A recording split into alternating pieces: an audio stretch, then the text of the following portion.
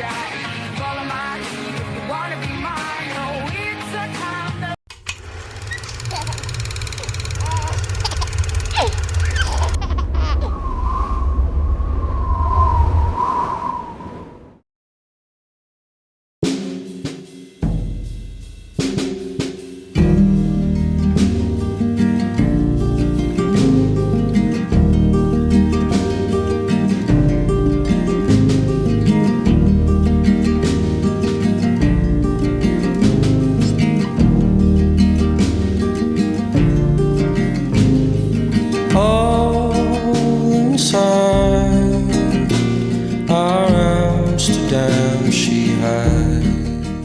According to the Centers for Disease Control, fluoridation is one of the top 10 public health achievements of the 20th century. It began in 1945 because we believed that ingesting fluoride strengthened the developing teeth, making them resistant to cavities. Almost 70 years after the first cities were fluoridated, over 90% of Americans still suffer from tooth decay, and we now know that fluoride is not a silver bullet. Recently, the Environmental Protection Agency added fluoride to its list of developmental neurotoxins, chemicals that interfere with normal brain development in utero and in children. And the EPA-commissioned National Research Council has determined fluoride to be an endocrine disruptor, causing the most severe harm to our thyroid gland. So whether or not fluoride in our water is benefiting our teeth, the time has come to rethink this very old practice. 7 years ago, something happened in this town. Something very simple happened. 7 years ago, something was added to this water, added to this town's drinking water. It did something to the teeth, or for them, and the children's teeth just don't have as many cavities anymore. And here's how it happened. Fluorine is the most reactive element on the planet. And because of this unique property, fluoride quickly assumed a major role in the growing chemical industry of the mid-20th century. In the manufacturing of aluminum for giants like Alcoa, steel for corporations like US Steel, fluorocarbons for refrigerants, and Teflon for DuPont. But fluoride's most significant role was in uranium enrichment during the race to develop the atomic bomb during World War II. And the many thousands of bombs that would follow. Just months before the Second World War ended, 107 barrels of sodium fluoride were delivered to Grand Rapids, Michigan, and it made history as the first city to add fluoride into its public water supply. There really was not ever a good study that clearly demonstrated safety and effectiveness. Dr. Kathleen Thiessen is one of the top scientific experts in the world on fluoride. She served as one of 12 committee members for the National Research Council's Scientific Review of Fluoride in 2006. There were several things suspected in the 1940s and early 50s that they knew about. They ignored. They said, we're not going to talk about, nobody discussed this out loud. We're just not going to pursue these things. Dr. Harold Hodge, a distinguished toxicologist on the Rochester team, has carefully investigated the safety of fluoridation. Well, to put it very simply, fluoride is safe at 1 part per million. Now, we sometimes say, is fluoride poison? Yes, of course it's a poison in large doses. We used to think about poisons in terms of dose, but now we also think about them in terms of the timing of exposure. So even a little bit of the poison at a critical time in a child's development can have lifelong negative impacts on that child's brain. The evidence simply does not support a benefit of water fluoridation. It does support, or at least suggest, the likelihood of a number of adverse health effects, and at the very least, we need to be taking a good look at it. We can't simply say the science has been settled for 70 years, don't look at it anymore. That's a cop-out. But entrenched beliefs persist, like a recent email from senior science correspondent Donald McNeil of the New York Times. I understand that you disagree, but I think it's fair to say that most members of the science staff of the New York Times consider this debate to have been decided in fluoride's favor about 50 years ago. Right about the time Marilyn Monroe's career was taking off in 1951, water fluoridation became an official policy of the U.S. Public Health Service. Over the next 60 years, 75% of our tap water would be artificially fluoridated, with children singing the praises of this new wonder drug treatment, the answer to tooth decay. Fluoride spread from drinking water to the multitude of processed beverages and foods containing water. From soups to juices to beer to our morning coffee, currently more than 210 million Americans are dosed daily with fluoride, making it the most widely distributed drug in the country. Fluoride added to water is a drug. If you look at any definition of a drug is a substance that is used to prevent disease. And the only reason, the very reason it's added to water is to prevent the disease of dental decay.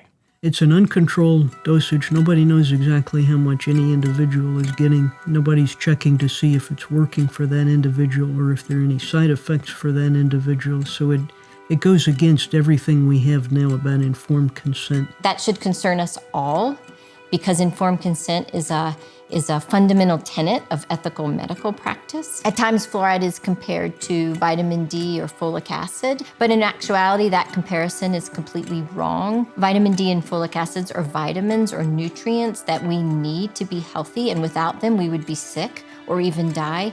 But without fluoride, we would be perfectly healthy. We have a moral obligation and responsibility to assure that all people have the right to what it is that they're putting into their bodies. The Supreme Court has held that all Americans have a fundamental right to refuse medical treatment. This is part of our basic liberties guaranteed to all of us pursuant to the 14th Amendment. But refusing medical treatment in the case of fluoride is extremely difficult because ordinary household filters do not remove fluoride, and it's also in almost every beverage or soup containing water. You would literally have to stop going out to opt out of this drug. Hexafluorosilicic acid, or HFSA for short, is the fluoride chemical added to our water. It comes from the smokestacks of the phosphate industry, captured by what are called wet scrubbers put in place under the Clean Air Act to remove fluorine gas and other pollutants. This HFSA slurry is not pure, containing trace amounts of arsenic, mercury, cadmium, thallium, radionuclides, and lead. An industrial waste byproduct turned public health benefit was welcomed by the EPA's Rebecca Hamner. In a letter from 1983, she wrote, "In regard to the use of fluorosilicic acid as a source of fluoride for fluoridation, this agency regards such use as an ideal environmental solution to a long-standing problem. By recovering byproduct fluorosilicic acid from fertilizer manufacturing, water and air pollution are minimized, and water utilities have a low-cost source of fluoride available to them." So why would we ever add a chemical that contains those neurotoxins as part of getting fluoride in the water, which is a neurotoxin in itself? Most of the neurotoxic substances and carcinogenic substances are considered to not have a threshold, meaning that there's no level below which they're safe. Fluoride definitely crosses the placenta. So in actuality, the dose for a fetus that is safe in terms of a neurotoxin is 0. But if a pregnant woman is drinking fluoridated tap water, she's exposing her fetus to quite a bit of fluoride, certainly an amount that's above what we know to be safe for the child's developing brain.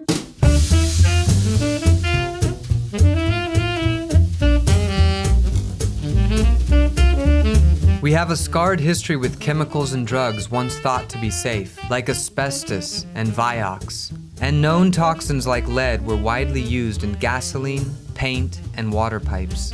In 1925, we thought 100 parts per billion of lead was safe to drink. In '88, it was 50, then 15. Arsenic is the same. 50 parts per billion used to be safe, then a dramatic drop to 10. In 1962, the Department of Health and Human Services recommended a maximum of 1.2 milligrams of fluoride per liter of water, but in 2015 it dropped to 0.7, a 40% reduction in what was deemed safe for the last 55 years. years. The current EPA goal for arsenic and lead is 0. Will fluoride follow suit as we come to grips with recent science?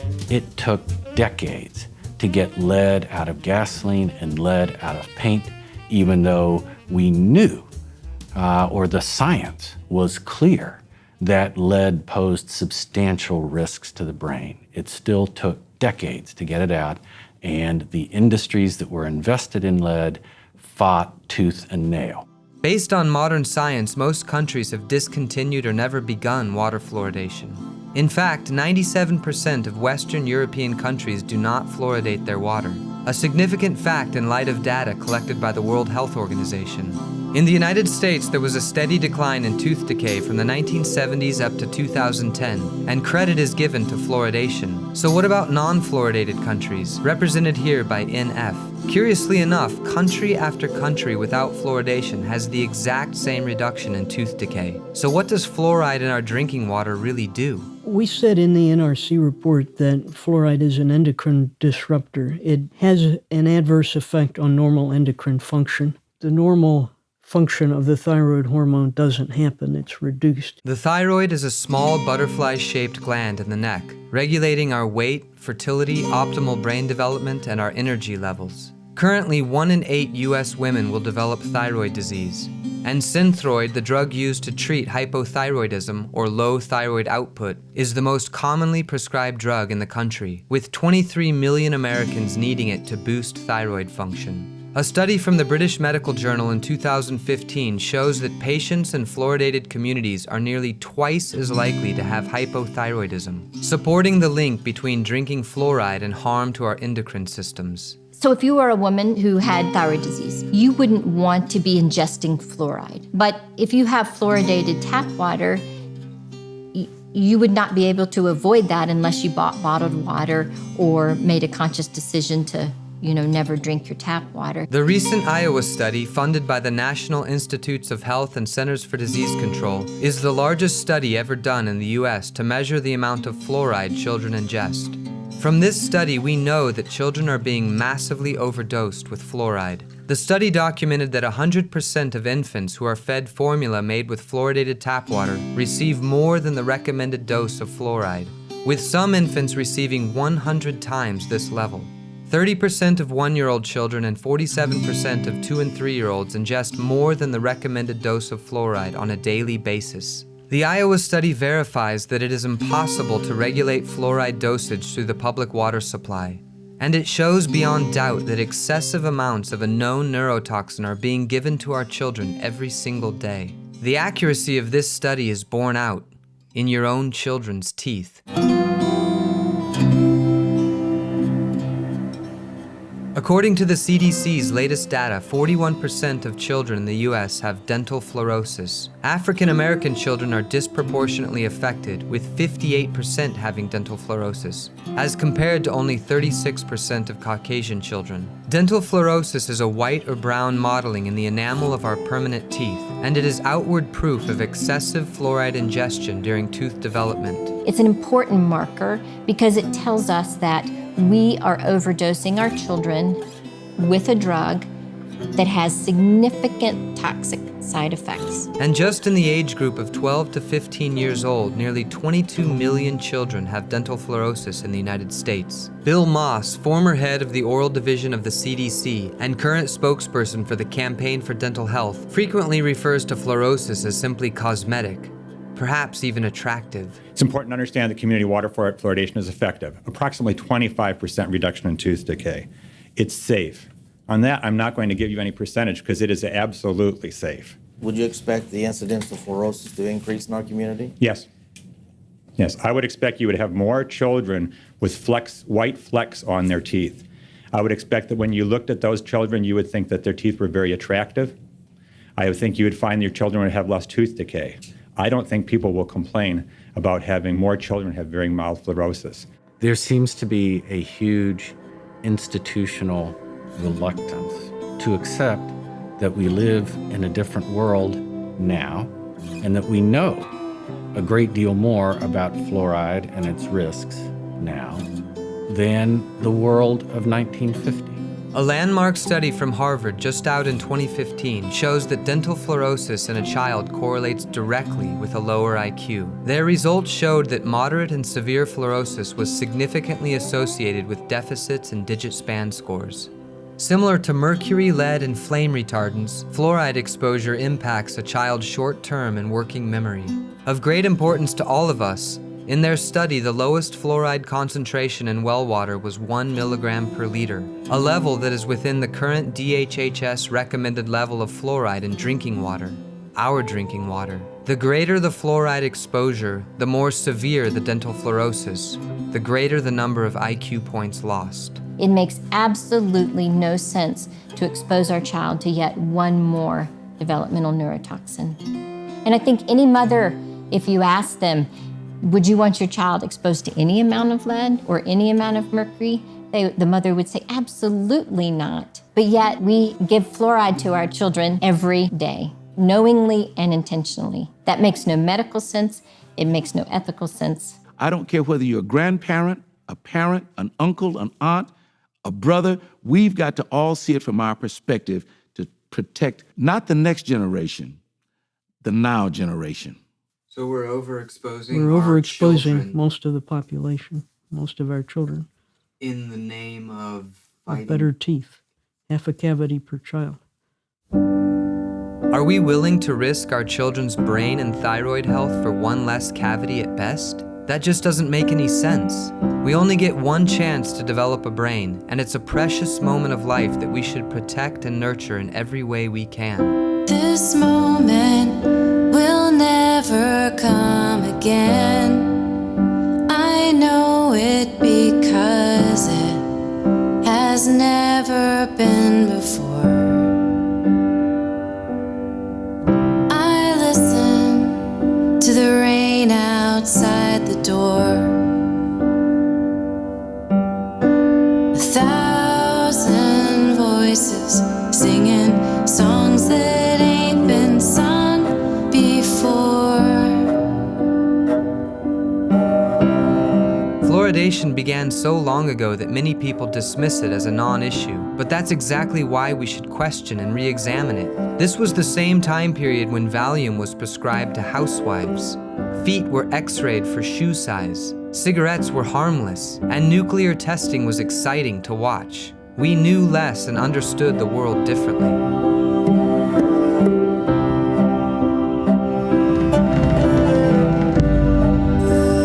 Here we are now, soon it will be there. Here we are now, soon it will be there.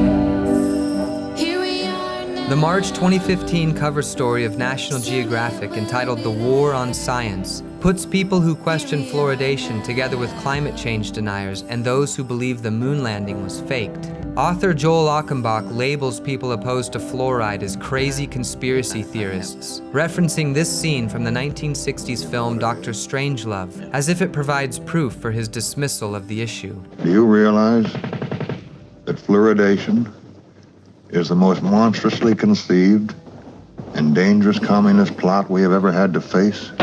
Achenbach clings to the old dogma on fluoridation, using outdated science to uphold the status quo and silence dissenting voices. That, in fact, is the real war on science and humanity. But there is wisdom in Achenbach's own words. Science tells us the truth rather than what we'd like the truth to be. In science, it's not a sin to change your mind when the evidence demands it. Maybe if we keep searching, keep listening, keep growing with the dynamism of science and quest for truth, ending fluoridation will be one of the greatest public health achievements of the 21st century. If that is the case and what is truly best for our society, for our children, will we have the courage to admit wrong and change our ways? I believe we will, but not without a fight.